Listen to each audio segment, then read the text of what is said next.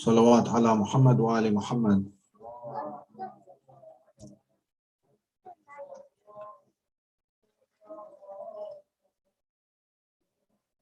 A'udhu billahi minash shaitanir rajim. Bismillahir rahmanir rahim. I send my condolences to you brothers and sisters on the fourth night of Moharram, and I extend my condolences to the Imam of our time, alayhi salatu wassalam. Just a quick announcements. The Night of Ashura program will be at the Mughal Hall in Hayward, and there's no limitation on the number of people attending. Vaccination is still required, and details will get shared as we get closer to the date of the program. Inshallah, the day of Ashura program will be at the Fallon Sports Park in Dublin. The program will start with Amal of Ashura at 12:15 p.m. and further details will be shared later, inshallah. The deadline to register is Sunday, August 15th, 2021.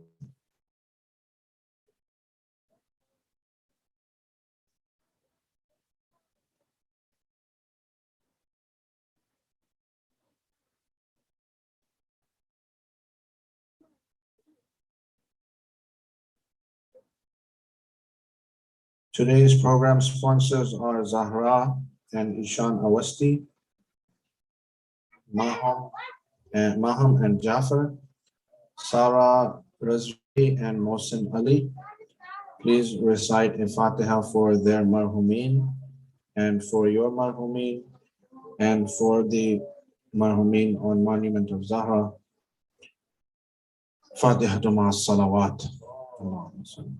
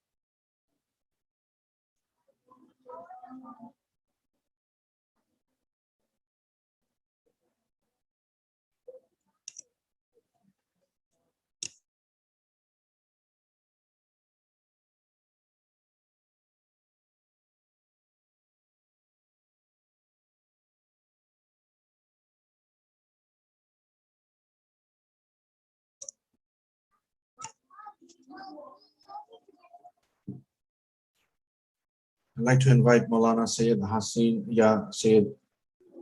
Maulana Hadi Yasin to begin the majlis. Salawat ala Muhammad wa ali Muhammad.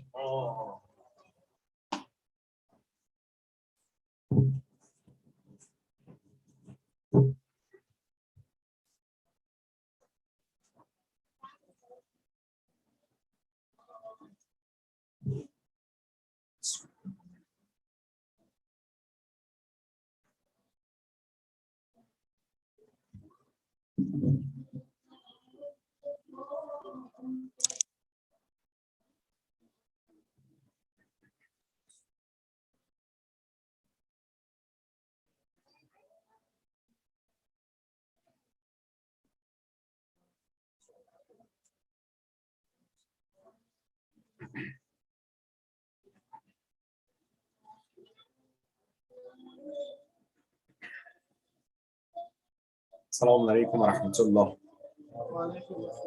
أعوذ بالله من الشيطان اللعين الرجيم. بسم الله الرحمن الرحيم. الحمد لله رب العالمين. الصلاة والسلام على سيدنا ونبينا وحبيب قلوبنا وطبيب نفوسنا وشفيع ذنوبنا أبي القاسم المصطفى محمد. صلى على محمد وعلى أهل بيته الطيبين الطاهرين واللعنة الدائمة على أعدائهم أجمعين من الآن إلى لقاء يوم الدين. بسم الله الرحمن الرحيم. رب اشرح لي صدري ويسر لي أمري واحلل عقدة من لساني يفقهوا قولي. السلام عليك يا أبا عبد الله وعلى الأرواح التي حلت بفنائك. عليك مني سلام الله أبدا ما بقيت وبقي الليل والنهار، ولا جعله الله آخر الأهد مني لزيارتكم. All together إن شاء الله. السلام على الحسين وعلى علي بن الحسين وعلى أولاد الحسين وعلى أصحاب الحسين. اسمع صلوات على محمد وآل محمد. Our condolences on the month of Moharram and Shahadat of Sayyid al-Shuhada, Imam Hussein alayhi salatu wassalam. First and foremost to all mu'mineen and mu'minat. And may Allah inshallah help us, give us tawfiq and opportunity to be able to follow the path of our Imam in dunya and be with them Ahlul Bayt in Akhirah inshallah. ببركة الصلوات على محمد وآل محمد.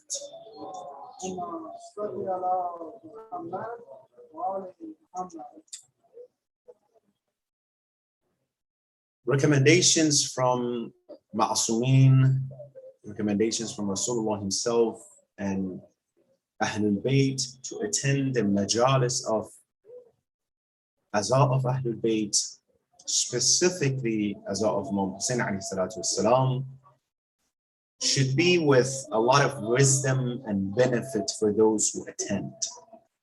We know that when the recommendation comes from Ma'asumeen, definitely, as the Quran says, لا ينطق عن الهوى, they do not talk based on their own desires. إن هو إلا وحي يوحى. What they say is based on the wahy and satisfaction of Allah subhanahu wa ta'ala. When we look, we see that what is that much attention, that much recommendation to attend the majalis of Sayyid al-Shuhada and Ahlul Bayt in general as well.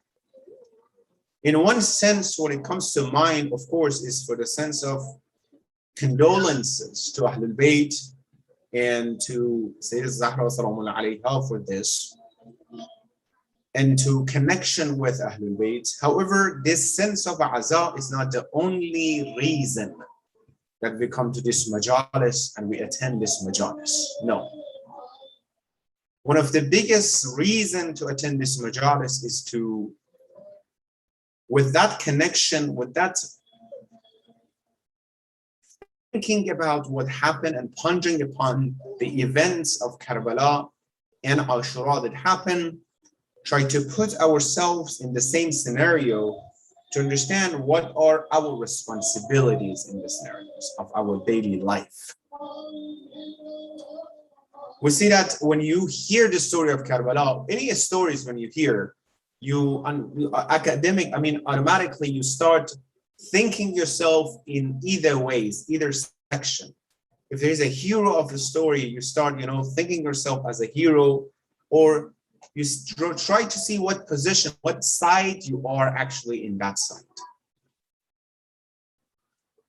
A beautiful, statement that has been mentioned, كل يوم عاشوراء وكل عرض كربلاء. Every single day is the day of Ashura, and every single land is the land of Karbala. It's very interesting.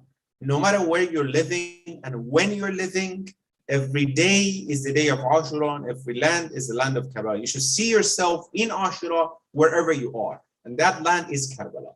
Meaning what?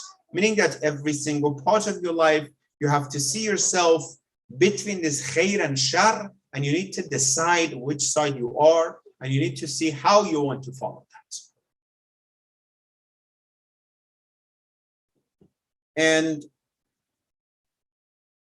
the important part is that sometimes we see that the people who were living at that time, if you were asking them, do you know that the people of Kufa, you're actually making the biggest event of the history by attending Imam Hussein's army or not attending Imam Hussein's army? Do you know that by not supporting Imam Hussein, you're creating the biggest musibah and tragedy of the whole world? They would say, no, we didn't think about it.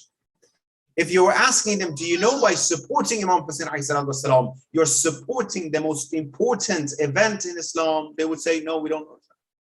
The people of Kufa, those who did not attend Imam Hussein, right?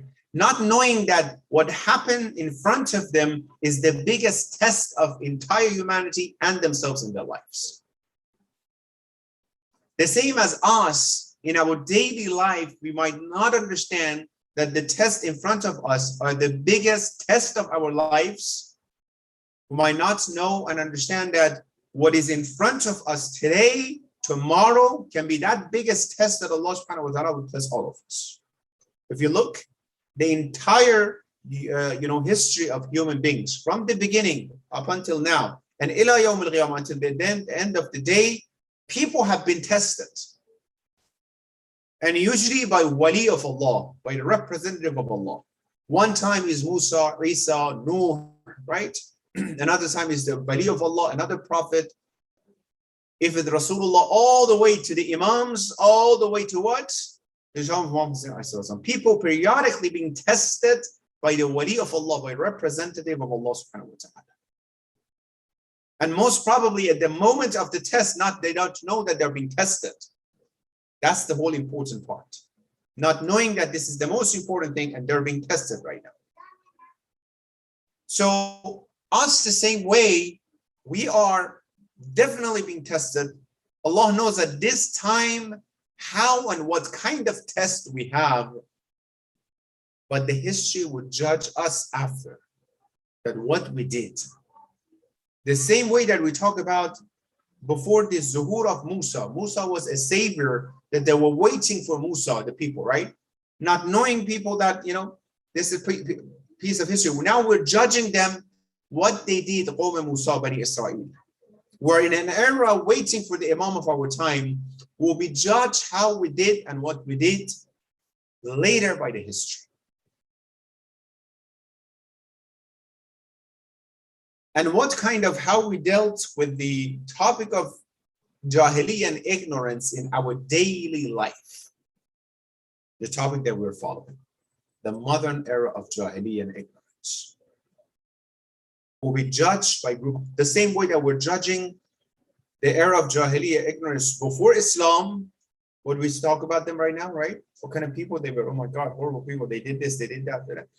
People would judge us later in the history based on the reason I said later, because usually at the moment they don't understand what is going on. When it passed the time, people will realize what was the reason at that time, right? Imam Hussein, he's living, many people, companions, some of the family members comes to him and says, why you're going? You shouldn't go there. You know that Kufa, what they did Kufa is to your father, to your brother, to your, right? They're telling him, as if he's not an Imam Ma'soom. Then they said, okay, if you want to leave, please do not take your family with yourself. They don't understand why Imam is taking his family. It doesn't make sense, right? But today we understand what does it mean that Imam is taking his family. If it was not for the sake of Sayyidah Zainab salamun alayha and Usara of Sham, there was no name of Imam Hussein alayhi salam. The whole media of Bani Umayyah, they were working together for the sake of removing the name of Imam Hussein alayhi salam. It was for the sake of the family of Imam Hussein that the name of Ashura and Karbala is alive today. Now we understand. At that time, they didn't understand. So that's why what is happening today, later on we understand, oh my God, this was the reason this happened and that happened. But wise people are careful to take care of their duties and responsibilities in the time and at the time that you're living in this world. We're talking about the era of ignorance, the modern era of ignorance. We said that Rasulullah said, I am a prophet, I've been raised between two era of Jahiliyyah and ignorance, which the second one is worse than the first one. Rasulullah said that. The second one is more destructive than the first one. So my question to you is this, or you ask maybe yourself, then what did he do then? Was Rasulullah successful for removing the jahl and ignorance? If he was successful, why it came back again? 23 years of establishing Islam, was it removed or not? If it's removed, why it came back? Yes, Rasulullah was successful to remove the ignorance from the society. We mentioned one of the reasons was what? Getting away from Islamic teachings and recommendations. However, a practical and technical solution is that Allah subhanahu wa ta'ala and Rasulullah, they designed the path of Islam towards a direction that people would not come back to Jahiliyyah and ignorance. By designing a wali of Allah, by designing an imam, a ma'asum, and infallible, to say that as long as you follow this person and next person and next person, there's no Jahiliyyah, because they're guiding you towards the hidayat and the truth. As soon as they set the direction of the path of Islam to a wrong direction, people are getting away from the teachings of Islam and the Jahiliyyah, towards Jahiliyyah and ignorance. The reason Jahiliyyah came back 50 years after the demise of Rasulullah, they're killing Imam Hussein because they got away from wali of Allah. They got away from ma'asum, from the imam that Allah subhanahu wa ta'ala, he designed this path, this way they got away. I have a lot to say about this. We'll talk about it later on, about this wali of Allah, because the most important topic of how we deal with modern Jahiliyyah, we have to rotate around this. I gave you a little bit of hint here. How we're going to deal with the era of Jahiliyyah, right? The Jahiliyyah of the pre-Islam was gone with the wali of Allah, who? Rasulullah. It's impossible that the entire universe and the earth be away from wali of Allah. لولا الحجة لساخت الأرض بأهلها. If the hujjat of Allah, the wali of Allah, the guardian of Allah is not on the earth would swallow its residents. The earth have never been empty from wali of Allah. From Adam, who is the first, prophet and son and human beings, go all the way. We have a prophet, or we have an imam, a representative on the earth. How come all the way we have until the Rasulullah, and then after Rasulullah, Allah said, there's no need for any hujjat of Allah, any representative of me. It's impossible, right? Anyhow, because group of people set the direction of Islam towards what it was supposed to be to a different directions. That's why Jahiliyyah came back. So we're defining and we're comparing, the pre-Jahiliyyah, the Arab Jahiliyyah, to the modern Jahiliyyah, right? We're trying to see what are the similarities, what is going on, and the characteristics of these two Jahiliyyah to understand our modern era of Jahiliyyah better. We said that Shaitan always and nowadays more than ever is in charge of the jahl of the societies. Shaitan is the leader, is the guardian of disbeliefs and taghut, is the leader of jahl and ignorance of people, right? He is defining, he's ruling literally the entire world with this. So this modern Jahiliyyah that we're in, whatever is the ni'mat of Allah to human being would change it from the right path to the wrong path, would change it from being used practically based on the Islamic recommendations and divine recommendation to a wrong recommendations. Let's give some examples. For example, Allah subhanahu wa ta'ala, he bestowed aql and wisdom to human beings, right? He says, use it in a right direction. Help and support people in a best way. Use this mind and aql so you can produce a lot. You can guide people to the right path. What Shaitan and the modern Jahiliyyah is that use this mind and brain to be destructive, to deviate people from the right path. Use this mind to make bombs, right? Nuclear bombs. Use this mind to create some technology that would deviate people from the right path. Use this mind, be creative to go to pornography that deceive a lot of people through the whole world by creating this type of things. This is how the modern Jahiliyyah is deviating, using this aqd that could be producing a lot of benefits for opposite directions. Another one, beauties. Allah subhanahu wa ta'ala gave human beings the beauties, right? For the sake of using it in the right direction. For ladies, for men, doesn't matter. Use it in the right direction. Shaitan and modern Jahiliyyah comes and says, no, use it in the wrong direction by showing off, by showing yourself, by nudity, by bringing yourself. We're going to talk about it a lot tonight.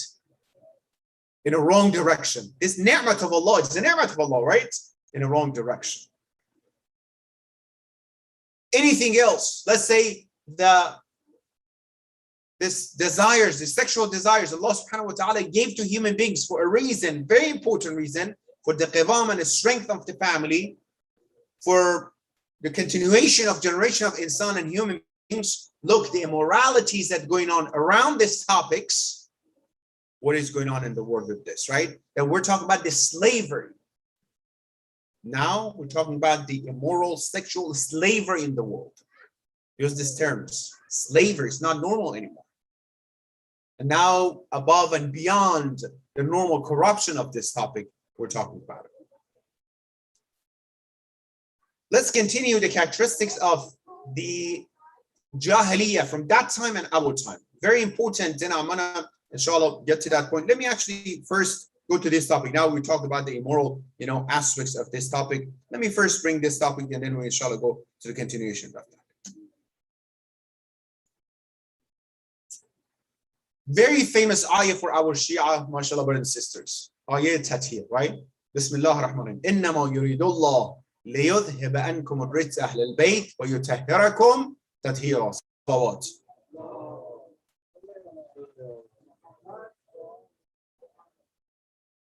Chapter 33, ayah 33. Very easy to remember. Chapter 33, ayah 33, right? We recite this multiple times. This is the second half of the ayah. The first half of this ayah, look what is the first half of this ayah, which is very important for our discussion. This is the bold, it's very important, the highlighted part of our discussion all these nights. Okay? Ayah Tathir. We always recite Innama yuridullah. The first part of this ayah, Allah subhanahu wa ta'ala is talking to the women of Rasulullah, to the wives of Rasulullah, to all women in general. Allah says, Bismillah ar-Rahman ar-Rahim. وَقَرَنَ فِي بُيُوتِكُنَّ وَلَا تَبَرَّجْنَ تَبَرُّجَ الْجَاهِلِيَّةِ الْأُولَى. He's saying to the wives of the Prophet, stay at home. وَقَرَنَ فِي بُيُوتِكُنَّ. Stay at home. Don't come out. Do not do tabarruj of the first era of Jahiliyyah. We're going to talk about what is tabarruj. Do not show off. Do not show yourself the way that the women of the first Jahiliyyah, they did this. Jahiliyatil ula. Ula means what? The first one. This is ayah Quran. When you said the first one, what does it mean? There's another one, right? Otherwise, you don't say the first. You said Jahiliyyah. Don't act like the Jahiliyyah. When he said Jahiliyatil ula, Allah in Quran, now it's not just the hadith. That means there's another Jahiliyyah that is coming, right? And look, this quote that Allah is giving, the reference here, La tabarruj. Tabarrujna, tabarruj. You know what it means? Tabarruj comes from burj. You know what is the meaning of burj? Tower. Don't show yourself like this tower. What is the meaning of tower? When you see the tower, you can see it from everywhere. Oh, look at that. Oh, mashallah, you saw how tall it is, right? You know all the characteristics of that tower, right? Nothing is hidden from you. You can see everything. One of the main characteristics of us, an era of Jahiliyyah before Islam, was the women were showing themselves off everywhere. Go read the history. I'm just narrating. This is academic discussion, right? So how they were showing themselves. For example, they had anklets, they had, around their feet, and it was making noise. When they're walking, purposely they were, walking harder so it could make noise and it could attract attention at that time.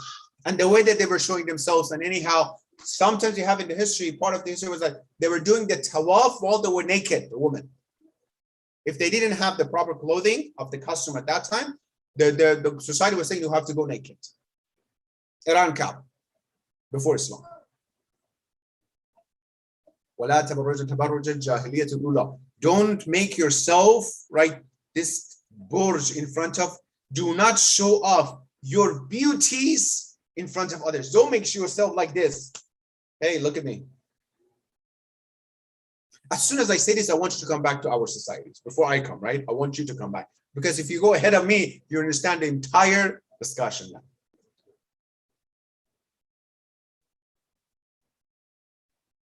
Today, one aspect of this topic, that how the entire world, this topic, how they're showing themselves.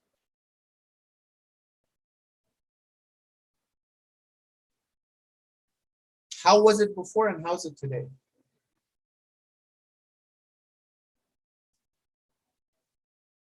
This immoralities, this against zidd of akhlaq, and look at what's going on around the world.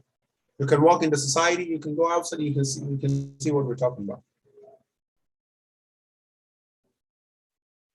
Allah is ordering, hey, don't even come out and show these things. It's very important. It would destroy the societies. You're not supposed to show it. This is Ayah Quran. This is not a hadith. This is not my understanding. This is Ayah Quran.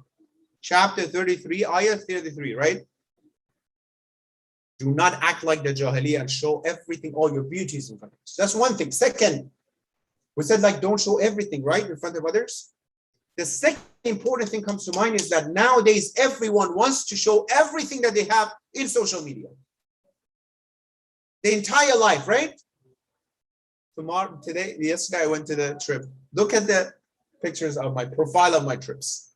Tomorrow I'm going somewhere, wait for it. I'm going to post it where I went, right?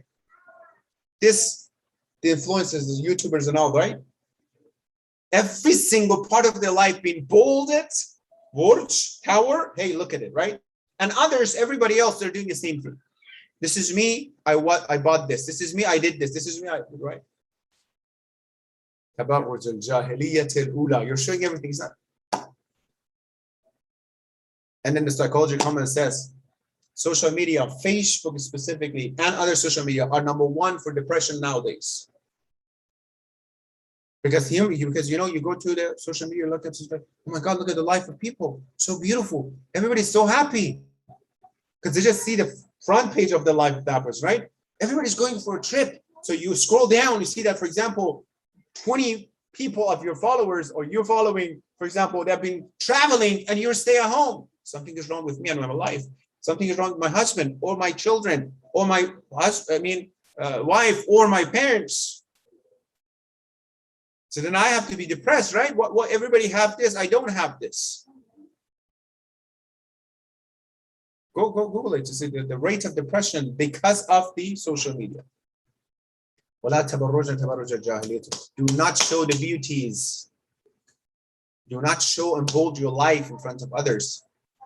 We have the tradition from Amir when it says, actually keep your life secret. If there's something going on in your life, there's a problem, God forbid, a disease or something, do not reveal to people. If there's a problem, do not reveal your issues to other people.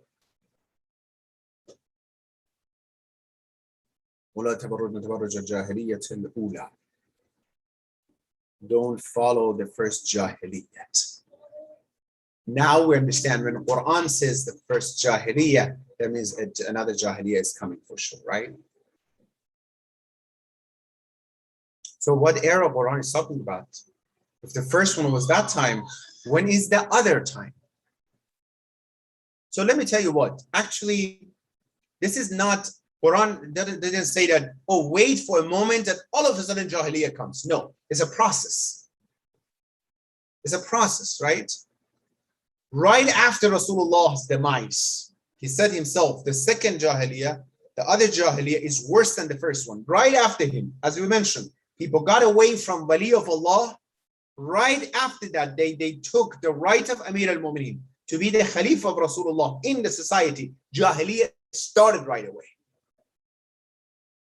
Started right away.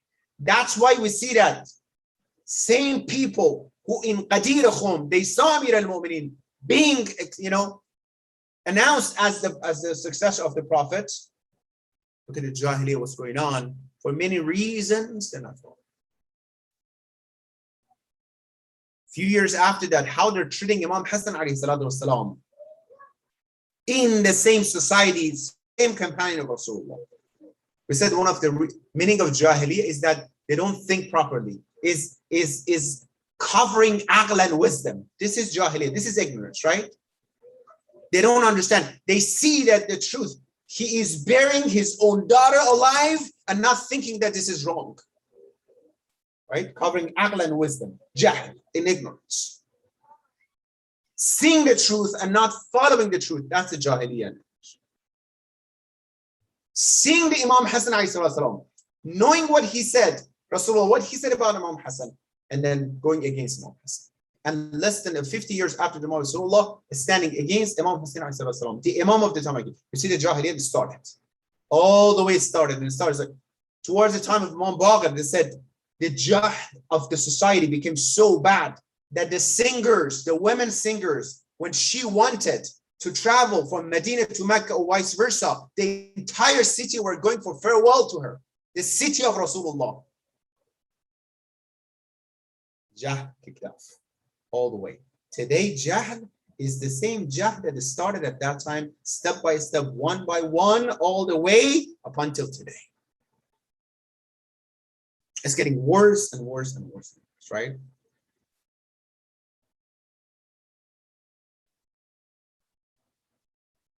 Some of the characteristics, the modern era of Jahiliyyah and ignorance. What kind of era of ignorance we're living in right now? One of the major characteristics of the era of Jahiliyyah of that time, era of ignorance before Islam, was, what was it? Was instead of God-centered life, it was insan-centered life, me-centered life, all about me. Individualism, myself, not God. If I have money, power, Abu Sufyan, it is me, it's me. If I have beauty, it's me. Rather than God-centered lifestyle, it was me-centered lifestyle. And how is the world right now? Instead of Khuda, Mihbari, instead of having Allah subhanahu wa ta'ala be the center of the life, it's all about you. If you have beauty, look, as I said, go to medias, go to video games, go to movies, everywhere and anywhere you go, there's no need by the secular world, how they're announcing, there's no need for spirituality at all. The video games they're creating, right? That a child or adult, they're in charge of creating the city, the entire city. They gave them the power and all the options, create all the cities. I don't want to mention the names of these games, right? I played myself, literally to see what's going on. You can create a gym, a nightclub, a gas station, houses, apartment, everything. You do not have an option to create a temple, a church, anything, a mosque. No, you don't need it. Then imagine myself and my child is creating a city, right? A society.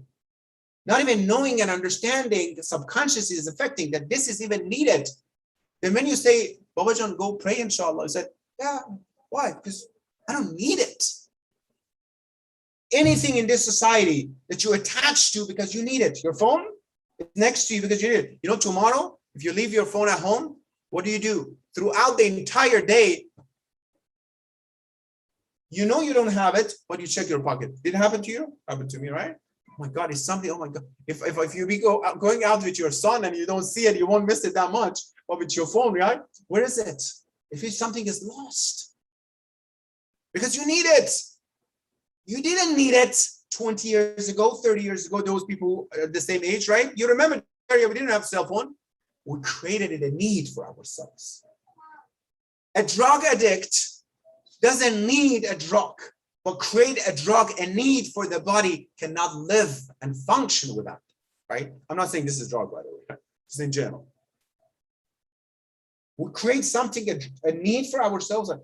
Allah subhanahu wa ta'ala, salat, ibadah, worship, majlis of Imam Hussein is a must, is a need for ourselves, right? But the modern era of Jahiliyyah is telling us what? There's no need for God. Academically, you don't hear anything about that. Scientifically, they're against God and the God topics and religiosity. Everywhere you go in the society, the elements are against Allah subhanahu wa ta'ala, right? Quran says, Bismillah ar-Rahman Ya ayyuha al-insan, ma qarraka bi rabbika al-karim. What made you be so arrogant in front of me? The same insan that Nimrod, with that much power, how was he killed? With what? With what? With a mosquito, right? The fly, little fly. Allah subhanahu wa ta'ala said, Abraham, listen for us. This guy with this much power, with this. You thought one of the reasons for this virus corona situation, the whole world thought, oh my God, who we are, what we can do, right? We went to the moon and the stars. We can't even get rid of the little ones. Calm down. Don't be too arrogant. Calm down, right? Opposite of that is what? The era of Jahiliyyah, the modern era of Jahiliyyah is what? It's all about you, yourself. Believe in yourself. Psychologists come. Believe in yourself. The power of the nafs, the power of yourself, building the ego, the nafs, higher, highlighted than anything else. It's all about you. It's all about me. Why the United States and Western countries have the highest rate of depression then? It's not all about you. You need something else to complete you. Opposite of that is what? Taslim, submission. Muslim, that means they're submitted to Allah subhanahu wa ta'ala. One, if I ask you, what is the most important message of Karbala? What do you say? Something you can't find anywhere else. In Safin, in Uhud, nowhere else. You know what it is? Submission to the Imam and Hujjat of Allah in the army of Muhammad. In Safin, we don't have it. In Uhud, no, Rasulullah says, hey guys, stay on that mountain, don't come down until I tell you. They came down. Now listen. Only 72 people, whatever Imam Hussein said, exactly they followed. Taslim to the highest level is in Karbala. That means Allah subhanahu wa ta'ala. Whatever you say, I follow that. You want an example? Someone comes to Imam Hussein, says, you know, one of his family members, don't go towards Kufa. You know what they're going to, you shouldn't go towards that. You know what he said? He said, Rasulullah told me, Inna Allah sha'a an yaraka qatila. Allah subhanahu wa ta'ala wants to see you being killed, being murdered. It's like Imam says, well, Allah said I have to go. It's like, what do you mean? Like, I have to go. Allah said. He said, okay, if you're going, do not take your family. He says, Inna Allah sha'a an yarahunna sabaya. Allah wants to see them being prisoners and captured. Means Allah said I have to. With many reasons and proofs and everything, and ma'arif at the moment has towards this. But the most important thing, he wants it. There's no discussion. You want, tell me what is the reason I have to cover myself this way? What is the reason I have to, okay, if it's a discussion, we'll discuss about it. But the major reason, because he said that, period.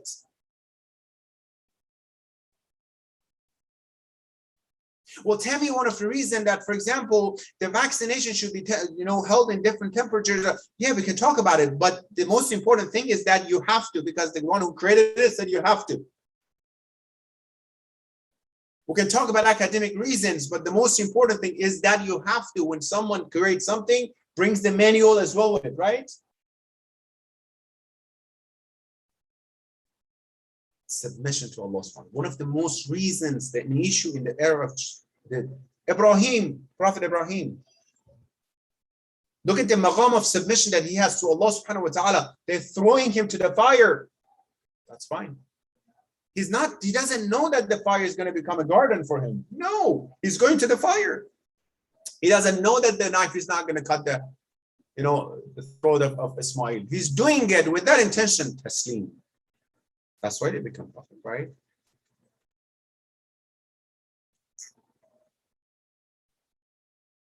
The second, I'm going to surprise you a little bit. The second characteristics of similarities between the era of Jahiliyyah before Islam and the modern Jahiliyyah is the same topic. We talk about it. Immoralities and fasad and corruption of akhlaq. Specifically, as we mentioned, this topic of sexual immoralities. I have a hadith, a tradition from Rasulullah Muhammad sallallahu alaihi wasallam to Salman Farsi. I'm going to translate it and read it, narrate it word by word. And I want you to just pay attention. Think what Imam that Rasulullah said at that time, 1,400 years ago. And then we're going to come back and talk about it together. You're going to be surprised. Rasulullah tells Salman, there will be a time, there will come a time that people would follow their shahawat, would follow their desires, would follow the desire, the sexual desire is part of the shahawat. We're going to talk about this. They follow it. They are more inclined and eager towards their hawa ya nafs, their ego, whatever the ego is telling them to do. They think and talk and pay attention a lot about wealth and money. There will come a time, not now, at that time. There will come a time. They're worshiping money, they're worshiping wealth. I'm putting it this way. They sell the deen to dunya. These are all codes and references that Rasulullah is giving. They sell their deen to their dunya, meaning deen first, dunya, and then deen. It's clear that he's talking about what? Talking about Muslims, right? He's talking about deen. They misuse or they do not treat women and daughters and girls properly in the society.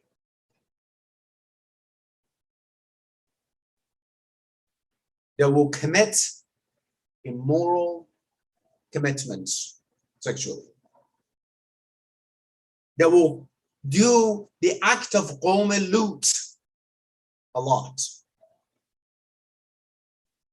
And Rasulullah goes to the details how they do it. I'll skip it. If you want later, I'll talk to you about it. They're very passionate about that action of the lut. Men, they make themselves look like women, and women make themselves look like men. This is the hadith of Rasulullah. I'm doing word by word.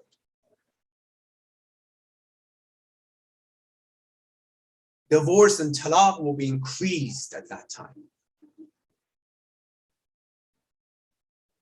The hudud of Allah would not be observed by people. The regulations of Allah would not be covered by people. There will be a lot of women who would sing, singers at that time. There will be a lot of illegitimate children in the societies.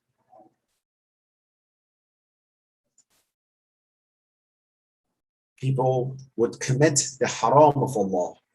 There's no iffah, chastity, or modesty among people. And the ma'asiyat of Allah, the haram of Allah, committing sins will be increased among those people. This is part of the tradition.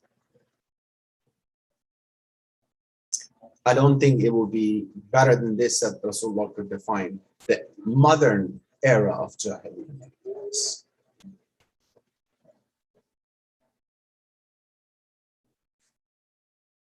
To follow the shahawat. They sell the deen to dunya. But if I have nothing else to do, these are the codes, by the way, to recognize them so you know what you're supposed to do with them, to act opposite of them, right? They'll sell the deen to dunya. First dunya, to my son, if you are going to, inshallah, to that, travel to that university and then stay in that dorm or that, just everything is about your future. Everything is about my recommendation to my son, for example, the study, the education and everything. Be careful, there's corruption. I mean, in terms of, it's safe over there, make sure everything's safe. There's nothing about, son, you choose that as school. Is there a masjid close by? Are you sure about that? Society can, how the first things? Well, I understand you are going to get there, but how are you going to take care of your spiritual needs when you want to go there? No. My daughter gave the same thing. You want to marry? Okay, so you marry that person, be careful like this. in front of your mother-in-law, make sure you do like this, so you should be able to, yeah, don't follow this or do this, this is, make sure you can cook as well. There's nothing about the spiritual guidance. Hey, you have this rights and responsibilities towards your husband. Be careful how you have to treat your husband. Son, this is your daughter. You have to be careful. Your wife, you have to be the dunya and deen, right?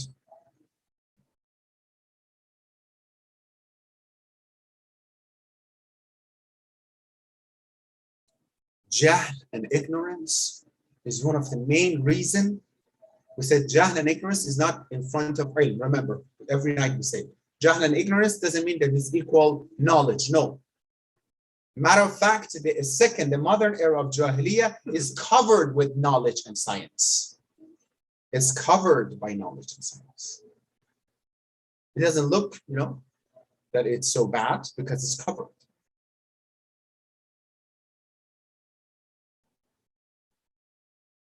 So, fasad of akhlaq, the corruption of akhlaq in the modern era of Jahiliyyah. The other characteristics is oppression, zulm, violence. We mentioned these two things, right? Violence and oppression is a lot. At that time, 200 years, Aus and Khazraj, Muslimin who became Muslim before they become Muslim, they were in the era of Jahl and Jahiliyyah. 200 years, they fought with each other. How many people were killed? As I mentioned, for the sake of the camel of this tribe, we went to the land of that tribe. 200 years fight. Violence. Look today in the world what is going on. In Pakistan recently, Taliban, what they're doing. Going houses to houses, taking the 10-year-old girls for nikah. 10-year-old. Watch the social media video clips.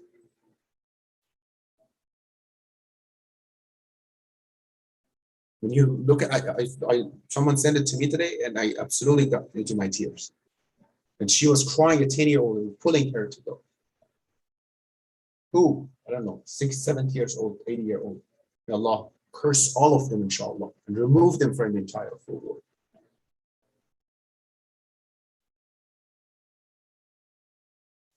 Jahl and ignorance, right? And the entire of the world.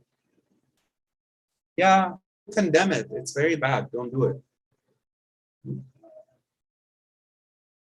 But the political reasons behind this as well. Zulm and oppression when it comes.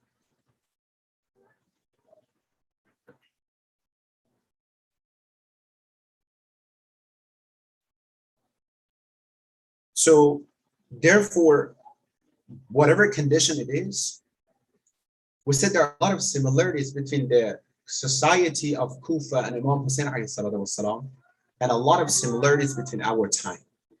The history is repeating. Have you heard about the terms ibrah? Ibrah, right? Ibrah comes from ubur. Abir means the one who pedestrian, right? The one who passes. That means it's passing, it's going through. Ibrah, history is Ibrah. Imam Ali said that means it's going through it, right? It's going to happen again and again and again, right? The same similarities. I had a lecture, I think last Muharram before, about the similarities between these two societies. The society of the time of Imam Hussein and our society. I'm talking about Muslim societies, right? And I'm talking about Shia society. How the group of Shia in Kufa, they're waiting for the Imam to come, take care of their affairs, and how we are waiting for our Imam to come. How they send an invitation to the Imams, 1,000 and 1,000 letters and signatures, 18,000 people gave allegiance to Muslim ibn Aqil, 18,000 people, and how we're waiting for our Imam. Ya Allah, please send our Imam back to us, please, Ya Allah, right? How they betrayed their Imam, this is inshallah the difference, right? Between us and them, and how we're not going to let that happen, inshallah. A lot of similarities. If all these similarities I see, I have to be careful. I have to see, you know what?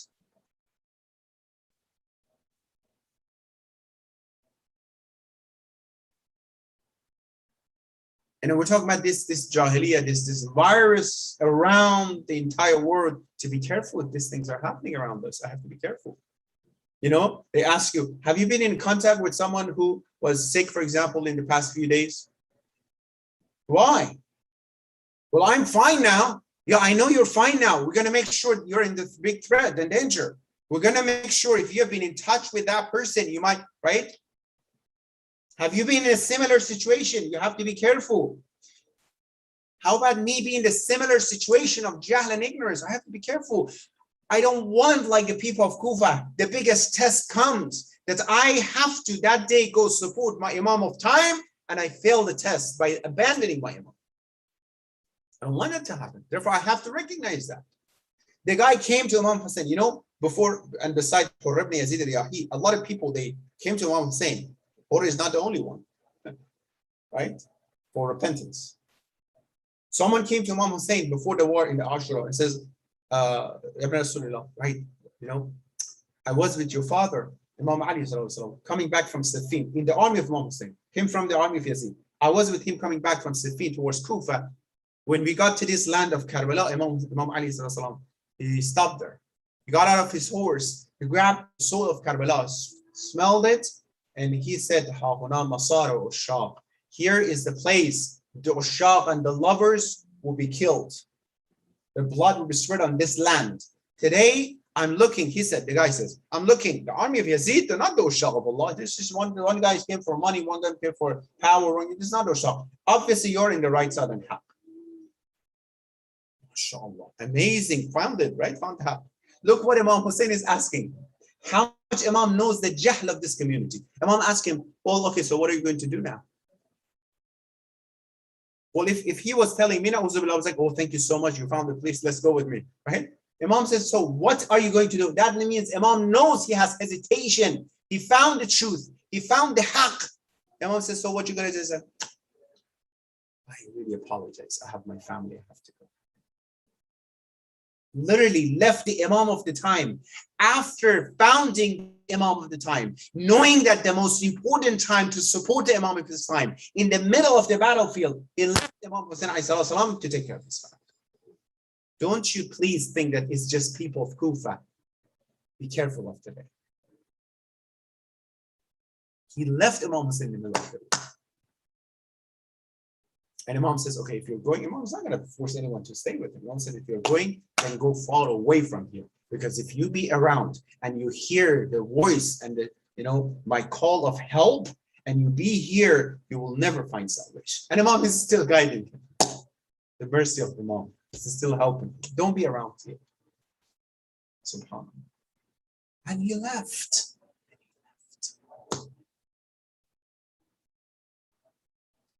Isn't it the virus? Have you been in contact with? Is it so dangerous? We have to be careful now. The Imam is coming. No, it's so dangerous. And my children are being raised in the era of ignorance. My children are raising in the era full of virus and the threats around. And I was not careful. I gotta be careful. Because there were some children raised by parents of Kufa, and those children stood in front of the Imam of their time, and they beheaded them. The solution, this is a highlighted part of our lecture every night, we say it. The solution to remove the jahl was what? Attachment to ahkam of Islam, to ahkam and the regulations of Islam, and tonight we introduce the Imam, the Wali of Allah. The only solution is raising children who are attached with Islam, ahkam of Islam. The closer you get, this is equation. This is, equation we're solving, the math. The closer you get to ahkam of Islam, the further you get away from era of Jahiliyyah. Even if you're in the middle of the Jahiliyyah.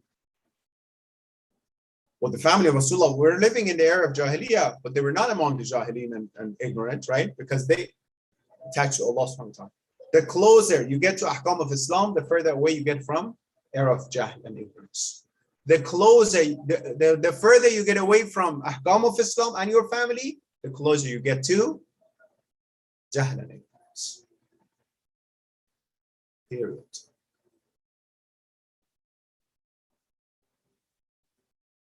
And alhamdulillah for this ni'mah, that not only we have this much of blessings from Ahlul Bayt, ayat of Quran, traditions, to be so, inshallah, aware of these points, have the blessings to know these points, and inshallah, this connection with Ahlul Bayt, this connection with Imam, this emotional connection, this majalis of Imam Hussein, the masa'ib of Imam Hussein, the aza of Imam Hussein, crying for Imam Hussein, these tears that comes from your eyes, they look like, and they are like a flood comes and wash out all the dirts and ignorance and impurities away. If it comes with basira and intuition. When the tears come with this connection with Imam al-Ma'soom, it comes with the basira. Such a beautiful traditional way of majalis we have. Before you cry for Imam Hussein, you have to listen to the words of Imam Hussein. You have to increase your ma'rifah and your knowledge. But قال الصادق وقال الباقر وقال رسول الله قال الله في كتابه. Then you cry for Imam Hussein with basira. This and this together flourish. The tears with mouth, the tears with basira and intuition. Tonight, I'm going to take you to one of the most difficult parts of Karbala.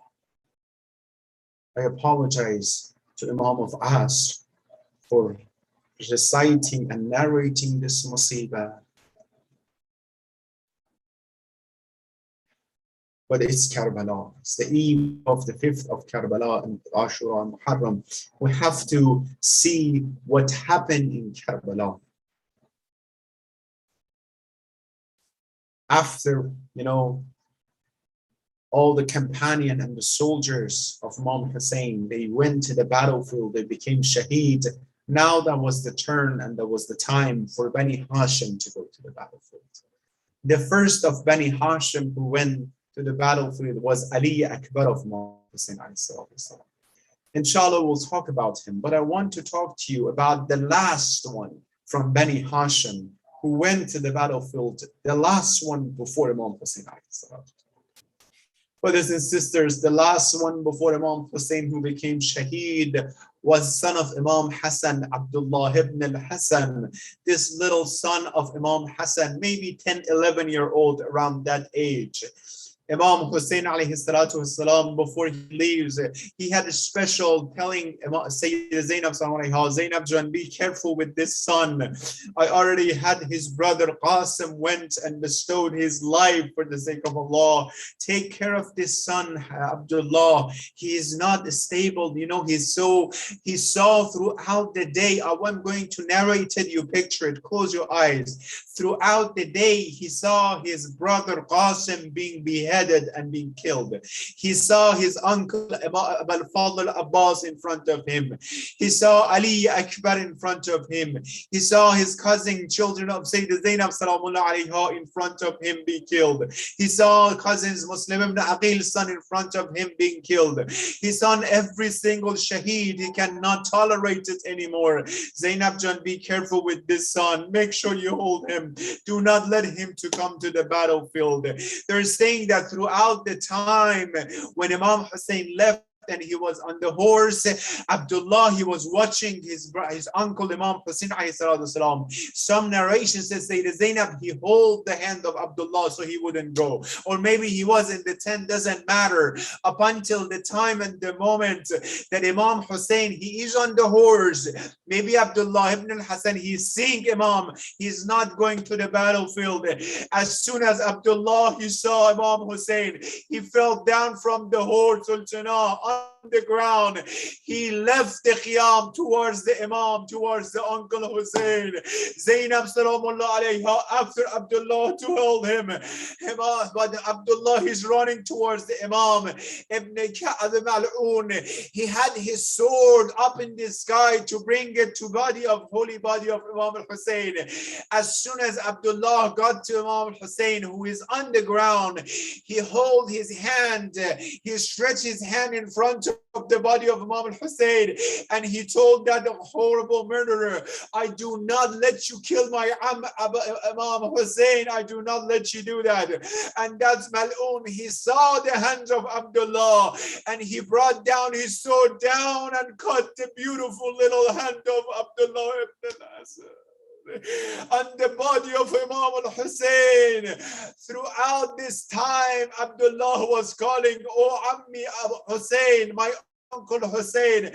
As soon as that Mal'un, he cut the hand of Abdullah, he raised like a child, "Oh mother, wa ummah, oh mother, come and help me, oh mother." They said that Abdullah fell down on the body of Hussein.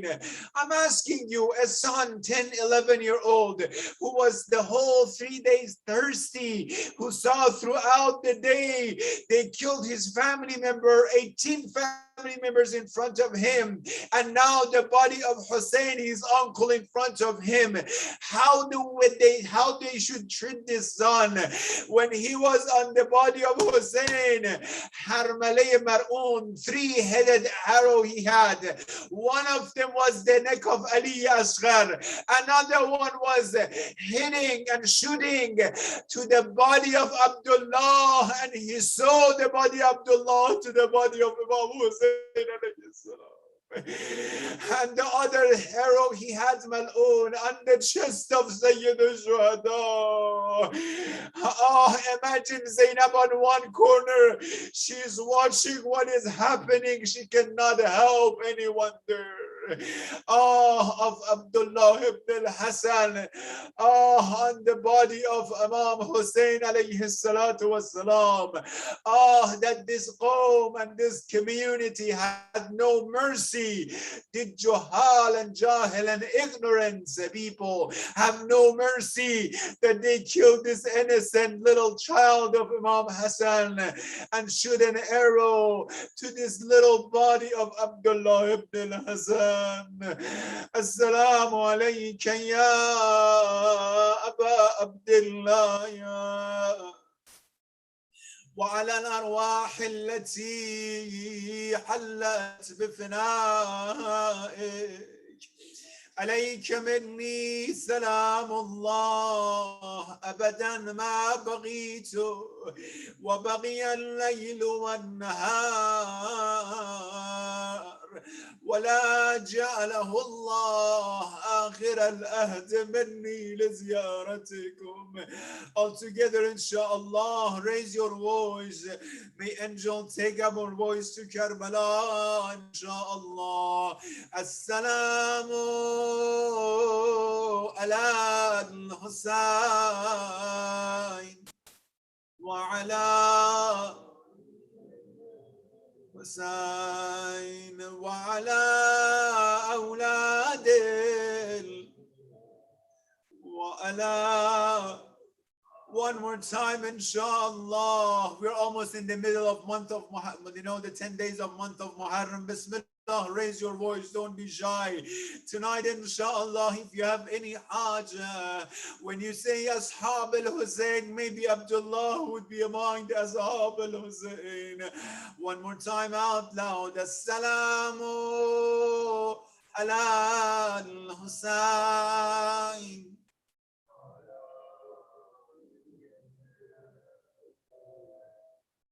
وعلى الحسين وعلى حسين على لعنة الله على القوم الظالمين. فسيعلم الذين ظلموا أي منقلب ينقلبون. اللهم صل على محمد وآل محمد وعجل فرجهم. اللهم عجل لوليك الفرج والعافية والناس ومد في عمره الشريف وزين الأرض بطول بقائه واجعلنا من أعوانه وأنصاره وشيعته. يا الله يا رحمن يا رحيم بحق الحسين بحق القرآن hasten the dhuhr of our Imam Mahdi. Do not let anyone from our generation be against the path of Islam, Quran and Ahlul Bayt.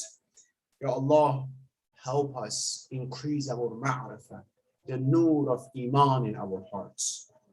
Keep us away from jahl and jahiliyyah and ignorant people. Ya Allah, Ya Rahman Rahim, give us basira so we can recognize and find the truth and the right path. Ya Allah, Ya Rahman, Ya Rahim, those brothers and sisters who have hajat and requests, for Haqq Muhammad wa Muhammad, give them khair hajat.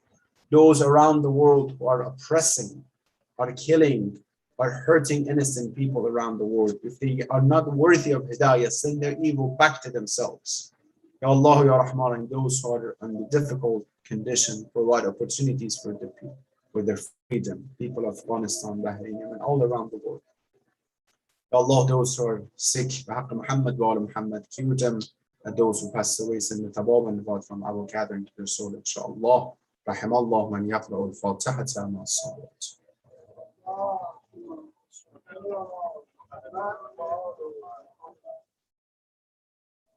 Ya Hussein, Ya Hussein, Ya Hussein.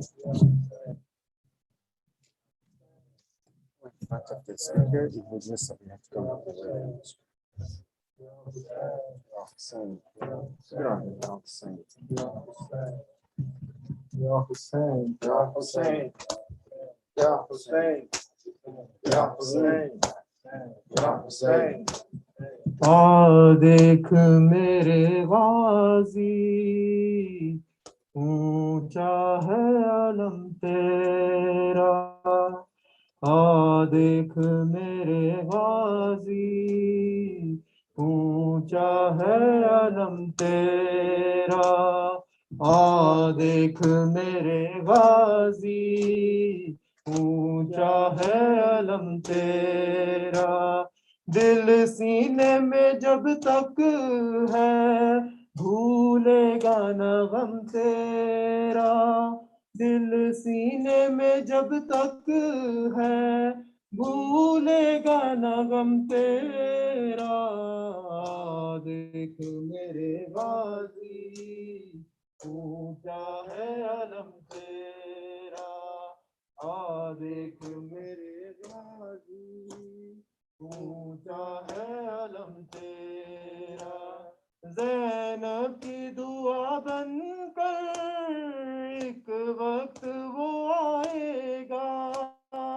Zainab की दुआ बनकर एक वक्त वो आएगा हर घर पे सजा होगा अब्बास अलम तेरा दिल सीने में जब तक है भूलेगा न गम तेरा देख मेरे गाजी ऊंचा है अलम तेरा देख मेरे गाजी ऊंचा है अलम तेरा वो कौन से सदमे थे शाह टूट गए जैसे वो कौन से सदमे थे शाह टूट गए जैसे एक दर्द था ज़ैनब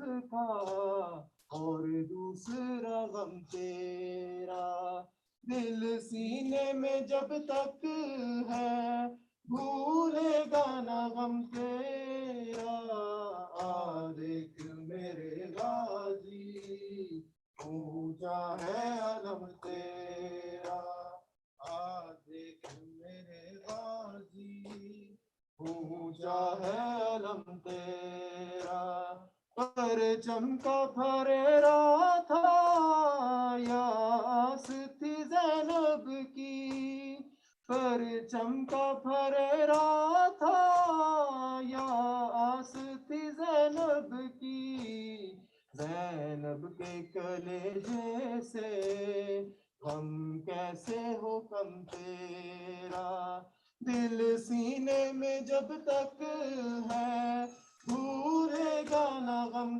तेरा देख मेरे गाजी ऊंचा है अलम तेरा देख मेरे गाजी ऊंचा है अलम तेरा बाजार में जिंदा में दरबार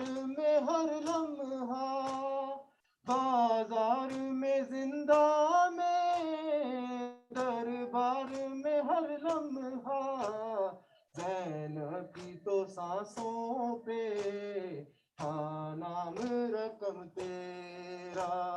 दिल सीने में जब तक है, भूलेगा ना गम तेरा।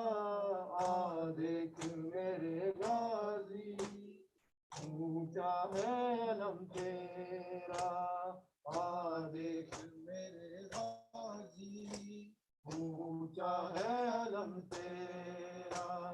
जब बह गया सब पानी, तब आस तेरी टूटी। जब बह गया सब पानी, तब आस तेरी टूटी। सीने के अंदर या मशकीज़े में दम तेरा। दिल सीने में जब तक है, भूलेगा ना गम तेरा। देख मेरे गाजी, ऊंचा है अलम तेरा। देख मेरे गाजी, ऊंचा है अलम तेरा।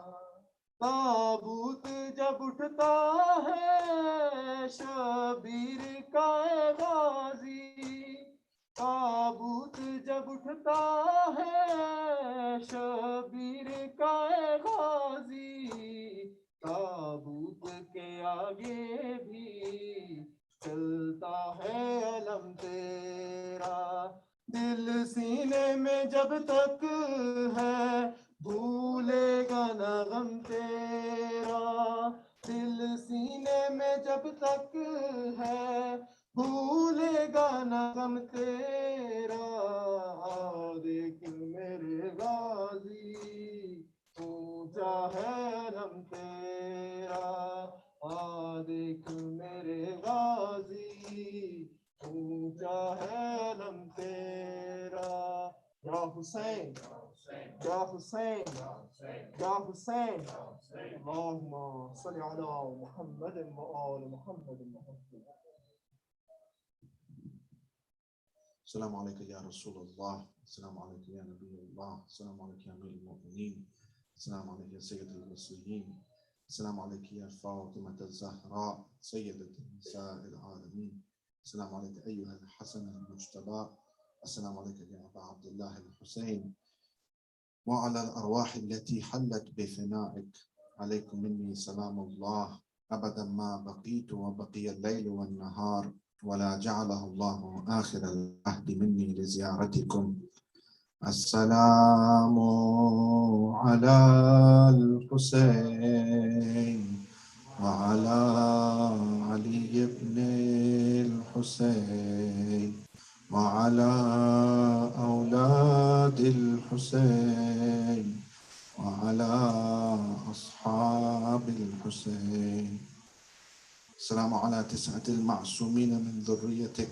السلام على علي بن الحسين ومحمد بن علي وجعفر بن محمد وموسى بن جعفر وعلي بن موسى ومحمد بن علي وعلي بن محمد والحسن بن علي. السلام عليك يا صاحب العصر والزمان، الأمان الأمان الأمان من فتن الزمان. السلام عليك يا شريك القرآن. السلام عليك يا قامع الكفر والطغيان. عجل الله تعالى فرجك وسهل الله تعالى مخرجك وظهورك ورحمة الله وبركاته.